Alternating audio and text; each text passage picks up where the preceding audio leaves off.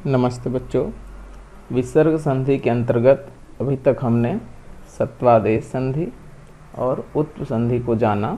आज विसर्ग लोप संधि को समझते हैं कि विसर्ग को गायब कैसे किया जाता है।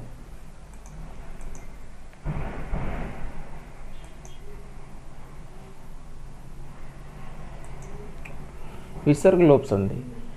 विसर्ग लोप का तात्पर्य है विसर्ग लोप का तात्पर्य विसर्ग को गायब करने से है। तो आइए जाने विसर्ग गायब कब कब करते हैं, किस स्थिति में विसर्ग को हम गायब कर सकते हैं, वहाँ पे विसर्ग लोप संधि लागू होगी ना। तो पहला है पदांत अह के बाद अ के अतिरिक्त कोई अन्य स्वर हो आए तो विसर्ग लोप होता है। देखिए, अ के अतिरिक्त पदांत अह के बाद अ के अतिरिक्त क्यों कहा। मान लीजिए पदांत अ के बाद अ आता है तो क्या आदेश होता है। पदांत, ये जो पदांत अ है इसके बाद अ आएगा तो क्या आदेश होगा। जैसे बालकः प्लस अस्ति आएगा तो क्या आदेश होगा, बालकोस्ति। ये तो उत्व संधि हो जाता। यदि इस अ के बाद ये अ आ जाता तो उत्व संधि नहीं हो जाता, उत्व संधि हो जाती ना, उत्व संधि हो जाती। इसलिए बोला गया है अ के बाद स्वर तो आए पर अ स्वर न आए तब विसर्ग लोप संधि होगा। अ स्वर आने से तो उत्व संधि पहले से ही प्राप्त था, इसलिए अ के बाद केवल स्वर कहा है, उसमें भी अ को नहीं कहा है। अच्छा, अ के बाद ये भी नहीं कहा है थर्ड वर्ड, फोर्थ वर्ड, यर लव, ये भी नहीं कहा है क्योंकि वर्गीय थर्ड वर्ड, फोर्थ वर्ड और यर लव होने से क्या होना था, यहाँ पर भी उत्व प्राप्त था। जैसे बालकः वदति, बालको वदति। तो इसलिए इनको भी यहाँ पर ऐड नहीं किया, केवल आ ई उ ए ओ औ इसको ऐड किया है इस स्वर के रूप में। इतना ही हम जानेंगे कि आ ई ओ उ ए ओ औ री इतने ही स्वर हैं। यदि विसर्ग के बाद अ के बाद विसर्ग है और आगे अ नहीं है और कोई स्वर है तो विसर्ग को क्या करेंगे, हम सीधा गायब कर देंगे, विसर्ग का लोप हो जाएगा और इसमें कुछ आदेश नहीं होता, विसर्ग को गायब कर देंगे। सह एसह, सह और एषः का विसर्ग गायब हो जाता है क्या होने से, स्वर होने से। तो ये तो अ की तरह ही हो गया ना, अ ही तो था इसमें, स में भी अ है, इस वाले श में भी अ है तो स्वर हो। और इसमें पर एक और जुड़ गया है स एषः के साथ कि कोई भी व्यंजन आएगा ना, ये उत्व आदेश, ये लोप आदेश हम कर सकते हैं। सह और एषः का अलग ही अपना झंझट है, इनका हम ऑटोमेटिक हम लोप कर देंगे, इनका मैक्सिमम टाइम हम लोप कर सकते हैं क्योंकि कोई व्यंजन आएगा या तो कोई स्वर आएगा। मतलब स और एषः का हमेशा लोप कर सकते हैं, बस स एषः के बाद अ न आए, अ आएगा तो उत्व पहले से ही प्राप्त है, सह अस्ति सो अस्ति हो जाएगा। तो सह एषः के बाद अ नहीं आए तो अ आने से तो उत्व संधि था, बस उसके बाद कुछ भी आए इसको विसर्ग लोप प्राप्त है, पहले से ही प्राप्त है, ऐसा समझिए।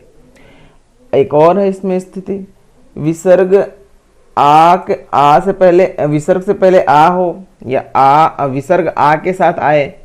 जैसे बालकाः, तो बालकाः उसके बाद क्या है, स्वर है, कोई भी स्वर, और ये सारे लेटर हैं जो भर संधि में आते हैं। इनके होने पर क्या होगा, यहाँ पर भी विसर्ग लोप होगा, यहाँ पर भी विसर्ग लोप था तो यहाँ पर भी आ वाला विसर्ग गायब कर देंगे। जैसे क्या, जनः पिबन्ति, तो हमारा थर्ड लेटर आ गया ना, नहीं थर्ड लेटर तो कहाँ आया, जनः पिबन्ति में नहीं आया। जनः वदन्ति तो थर्ड लेटर आ गया, जनः वदन्ति में थर्ड लेटर आ गया, वदन्ति में थर्ड लेटर नहीं तो ये वाला वो आ गया।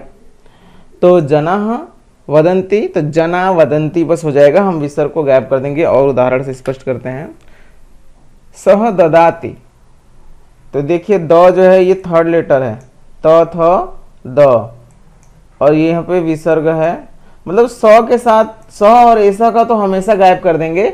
आगे हमें क्या देखना है, बस अ न हो, अ होगा तो उत्व हो जाएगा, उत्व संधि न होने पर इस सह और एषः का तो बस गायब कर देंगे, स ददाति, इस प्रकार से संधि हो जाएगा।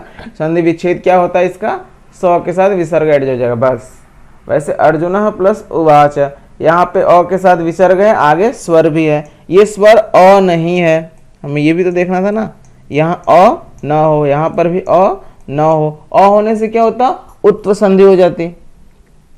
तो अर्जुन प्लस उवाच, अर्जुन उवाच, बस यहाँ पे विसर्ग को गायब कर दिया है और कुछ नहीं किया है, जैसे का तैसे बना रहेगा, बस विसर्ग को गायब कर दिया है। देखिए यहाँ पे इसका संधि विच्छेद करने को यदि कहा जाए तो क्या होगा, न के बाद विसर्ग ऐड हो जाएगा बस। देखिए जनाः आगच्छन्ति, यहाँ आ के बाद विसर्ग है, उसके बाद स्वर हमें मिल गया तो क्या होगा, विसर्ग को गायब कर देंगे, खत्म काम। वैसे ही देवा प्लस इह, आ के साथ विसर्ग आ गया और आगे स्वर भी है, देवा इह। देवा वदंती भी हो सकता था, देवा गच्छन्ति भी हो सकता था, तब भी हम विसर्ग को लोप करते, क्योंकि वदंती में व आ गया, गच्छन्ति में ग आ गया थर्ड लेटर, तब भी हम लोप करते, और इसमें तो था ही, व भी आ सकता है, ग भी आ सकता है। तो इस प्रकार से विसर्ग को लोप हम इन स्थितियों में कर सकते हैं, और विसर्ग लोप संधि का विच्छेद जब करेंगे तो बस विसर्ग को ऐड किया जाता है। यह अभ्यासार्थ प्रश्न है। सह आगच्छति बालकः इक्षते छात्राः वदन्ति शिष्यः एते बालकाः यच्छन्ति श्यामः उवाच देवा एते बालागतः एष याति स गच्छति भ्रमरा उपविशन्ति राम आनयति। तो संधि और संधि विच्छेद करना है, यह विसर्ग लोप संधि है। आगे समस्या होगी, आप धीरे धीरे एक एक संधि को स्पष्ट होते जाइए कि क्या क्या होना है। सत्व में तो क्या होना था, विसर्ग, मात्र विसर्ग के बाद होना था ट ठ त थ और च छ, और तीनों प्रकार के स होने से सत्वादेश था। लोप में उत्वादेश में क्या था, अ के बाद उ होता, अ के बाद अ होने से, और अ के बाद थर्ड फोर्थ य र ल व ह होने से उत्व आदेश था।